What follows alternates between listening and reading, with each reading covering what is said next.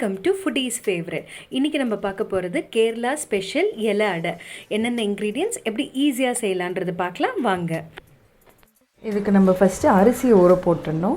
நான் ஆக்சுவலாக மார்னிங் பிரேக்ஃபாஸ்ட்க்கு பண்ணுறதுனால நான் நைட்டே ஊற போட்டுடுறேன். ஆனால் நீங்கள் இப்போ ஈவினிங் ஏதாவது பண்ணுறதா இருந்தால் ஜஸ்ட் ஒரு 4-5 மணி நேரம் அரிசி ஊறினா போதும். இது நம்மளோட நார்மல் குக்கிங் ரைஸ், சாப்பாடு அரிசி தான். ஸோ கிட்டத்தட்ட நான் 450 கிராம் அரிசி ஊற போட்டிருக்கேன். இதில் பார்த்திங்கன்னா ஒரு 20 இலை அடை வரும். உங்களுக்கு எவ்வளோ வேணுமோ அதுக்கேற்ற மாதிரி கம்மியாகவோ ஜாஸ்தியாகவோ நீங்கள் செஞ்சுக்கலாம். இதை ஊற போட்டுட்டு நல்லா நெக்ஸ்ட்டு அரைச்சி எடுத்துடலாம். இதான் நம்மளோட அரைச்ச மாவு. இதை பார்த்திங்கன்னா இந்த அளவுக்கு சாஃப்டாகவும் திக்காகவும் அரைச்சிருக்கேன். இதே மாதிரி திக்காக அரைச்சி எடுத்துக்கோங்க. நம்ம நெக்ஸ்ட்டு தேங்காவை துருவி ரெடி பண்ணி வச்சுக்கலாம். தான் நம்ம தேங்காவை துருவி ரெடி பண்ணியாச்சு. கிட்டத்தட்ட இது வந்துட்டு 2 மீடியம் சைஸ் தேங்காய். அதை இந்த மாதிரி துருவி எடுத்துடலாம். நம்ம இலையை ரெடி பண்ணிக்கிறோம். இந்த மாதிரி முழு இலையாக வாங்கியிருக்கீங்கன்னா அது இந்த மாதிரி கட் பண்ணி எடுத்துக்கோங்க. இந்த சைஸில் இப்படி கட் பண்ணி எடுத்துக்கலாம்.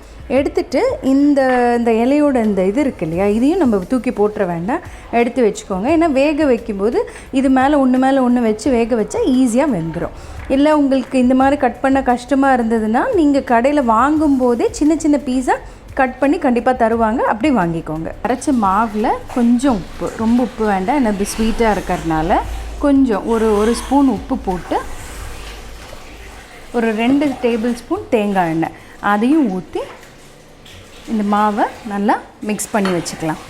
இப்போ அடை ஸ்ப்ரெட் பண்ணுறதுக்கு நம்மளோட எல்லா ஐட்டம்ஸும் ரெடி ஆகிடுச்சு. மாவு, துருவின தேங்காய், வெல்லம், இலை, அதுக்கப்புறம் இது தொட்டு ஸ்ப்ரெட் பண்ணுறதுக்கு கொஞ்சம் தேங்காய் எண்ணெய். கொஞ்சம் மாவு எடுத்து இலையில் இப்படி வச்சுருங்க. அப்புறம் கையில் எண்ணெய் வந்து இப்படி தொட்டு இந்த மாதிரி மெதுவாக ஸ்ப்ரெட் பண்ணிக்கோங்க.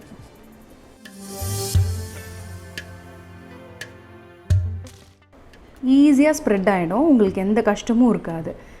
பார்த்திங்கனாலே தெரியும் எவ்வளோ ஈஸியாக ஸ்ப்ரெட் ஆகுதுன்ட்டு. இந்த மாதிரி நல்லா தின்னாக ஸ்ப்ரெட் பண்ணிக்கோங்க. ரொம்ப இந்த சைடுக்கெலாம் வரக்கூடாது, கொஞ்சம் இப்படி இது பண்ணிக்கோங்க, அவ்வளோதான். இப்போ தின்னாக ஸ்ப்ரெட் பண்ணிவிட்டு இது மேலே நம்ம துருவி வச்ச தேங்காய் அதை ஆட் பண்ணுறோம். அப்புறம் துருவி வச்ச வெல்லம் இதையும் ஆட் பண்ணுறோம். நான் இன்றைக்கி ஸ்வீட்டாகவும் பண்ண போகிறேன், வெல்லம் போடாமையும் பண்ண போகிறேன். ஏன்னா வந்துட்டு பிரேக்ஃபாஸ்ட்க்கு பண்ணுறதுனால ரொம்ப ஸ்வீட் சாப்பிட்டா நம்மளுக்கு ஒரு மாதிரி சாஷியேட் ஆகிடும்.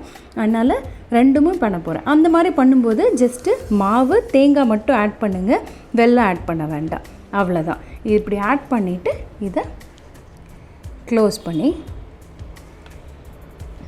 வச்சுக்கலாம். இந்த மாதிரி நம்ம எல்லாத்தையும் ஸ்ப்ரெட் பண்ணி எடுத்துடலாம்.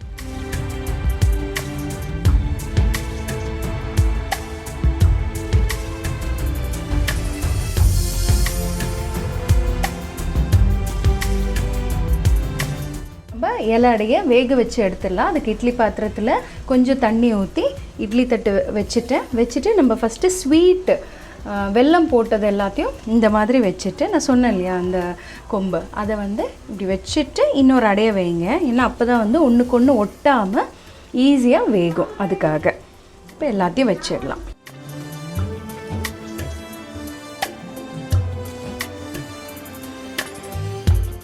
அவ்வளோதான், எல்லா அடையும் உள்ளே வச்சாச்சு.